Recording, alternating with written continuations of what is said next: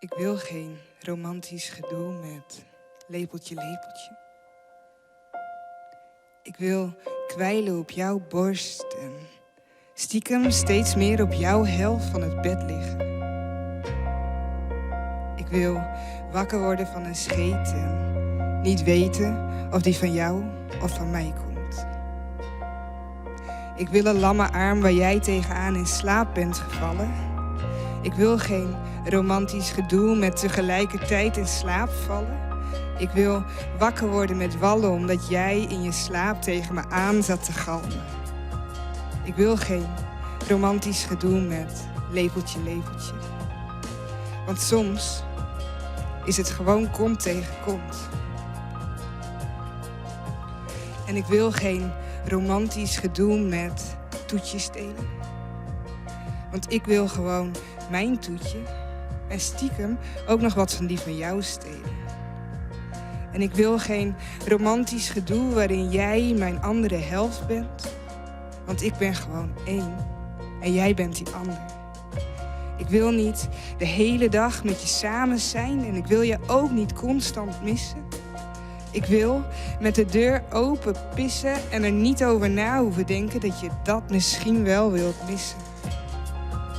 Ik wil geen romantisch gedoe met lepeltje, lepeltje, toetjes delen of alleen samen compleet zijn. Ik wil jou en ik hoop jij mij, zoals we zijn.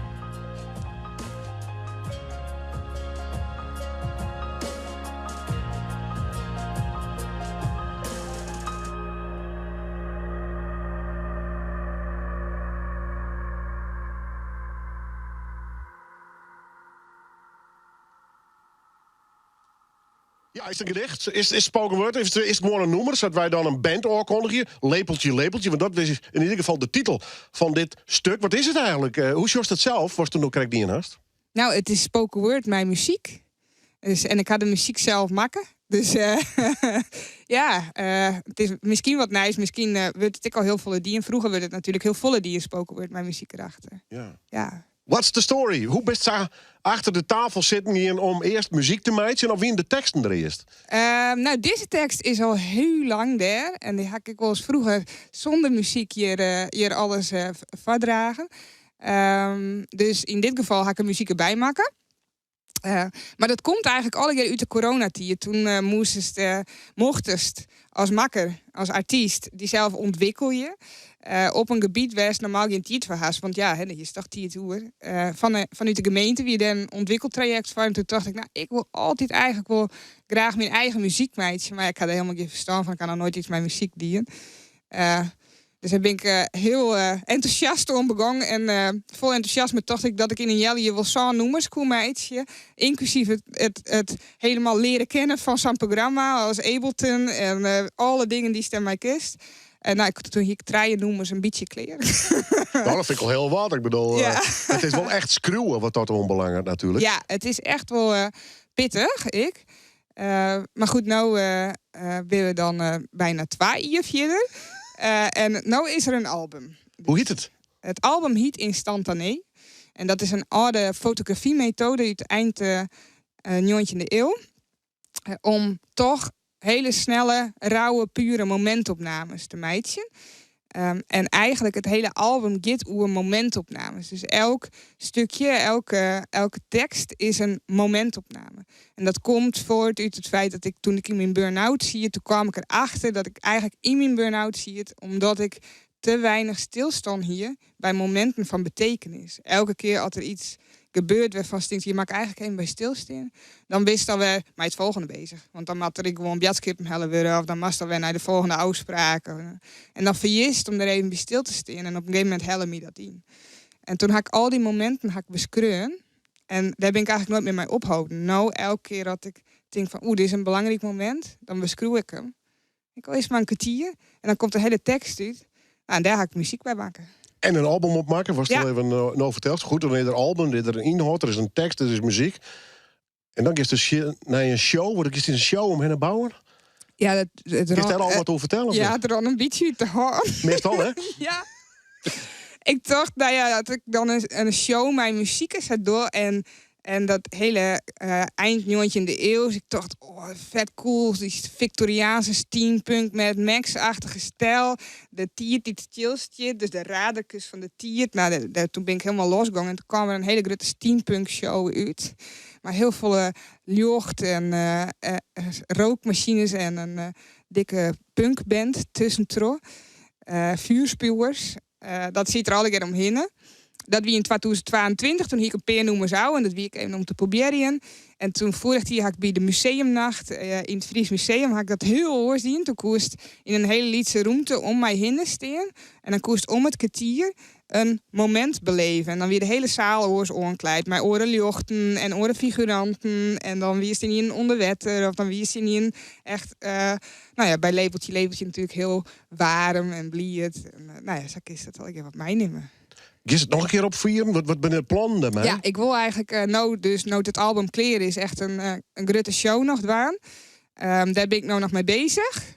Dus het album is ik nog net helemaal op Spotify, hoe een paar weken. Maar dan, dat komt nog, to be continued. Ja, precies. Ja. Dus maar dat zit in de eindfase dus. Ja.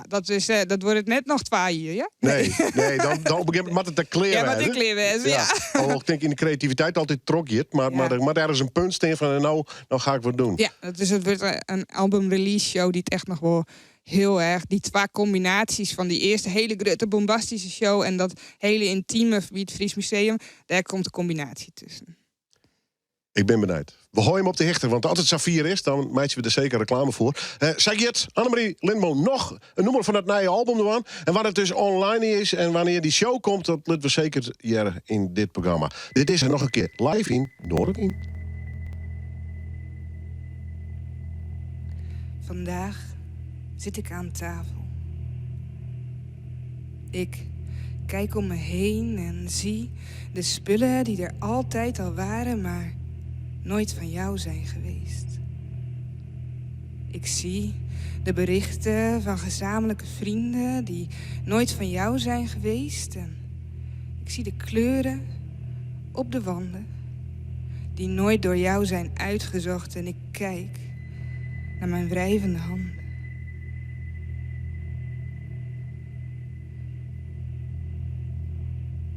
De stilte is oorverdovend. Terwijl de platenspeler de beste plaat van Duke speelt die jou nooit echt geboeid heeft. Maar de kat, hij zit al 2 weken in de hoek te wachten tot je terug bent.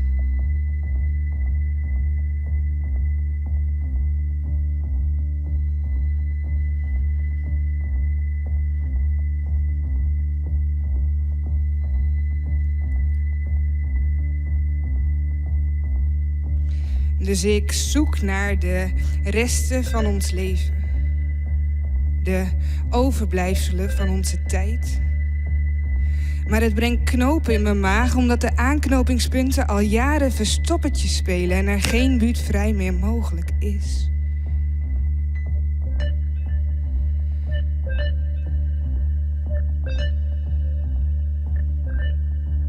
Vandaag zit ik alleen aan tafel en besef dat ik dat al een hele tijd samen met jou heb gedaan.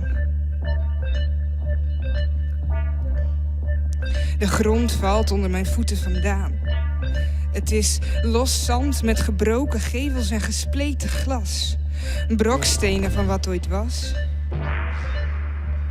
Is dit een uitgesteld afscheid? Waar de tijd de overhand kreeg? Is dit het hartverscheurende afscheid over de houdbaarheidsdatum?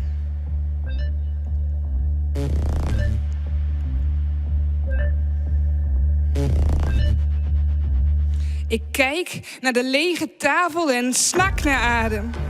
Ik wil het niet, ik wil dit niet, ik wil je terug willen. Dus ik zoek in de ruimte naar onze intieme hoeken.